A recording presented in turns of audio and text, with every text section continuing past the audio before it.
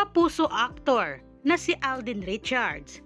May pa-bouquet of flowers nga sa birthday celebrant ng kapamilya actress at award-winning actress na si Heaven Peralejo. Narito nga ang buong detalye, alamin natin ito.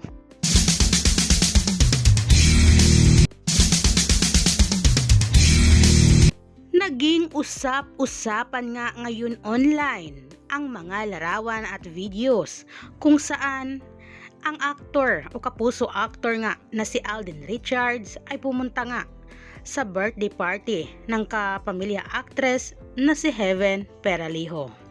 At ito nga ay may pa napakabongga at napakalaking bouquet of flowers na color pink nga ang binigay ng aktor sa birthday celebrant na si Heaven Peralejo. At marami nga sa mga netizens at sa mga fans din ang naintriga dito.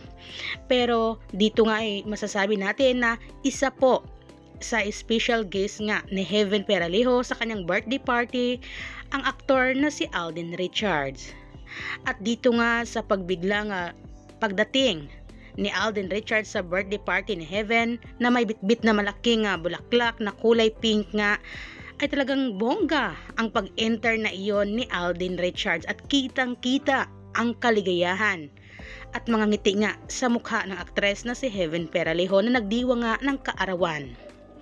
Syempre dahil dito nga sa videos na kumakalat ngayon ay kanya-kanyang chika ang mga netizens or ang mga fans. At ayon nga sa kanila, ang taray, may pa bouquet of flowers ang aktor. Syempre, normal lang yon dahil birthday nga ni Heaven Peralejo. At ayon nga sa usap-usapan ay magkakasama sa isang project o proyekto nga si Alden Richards at ang award-winning actress na si Heaven Peralejo. Kaya isa nga siya sa guest nga sa birthday celebration ng actress.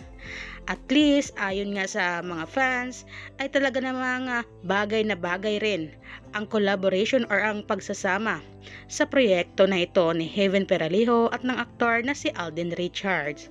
Pero wala pa pong official confirmation kung ano nga ba ang proyekto na gagawin nila. Ito ba isang pelikula, series, or kung ano man ito.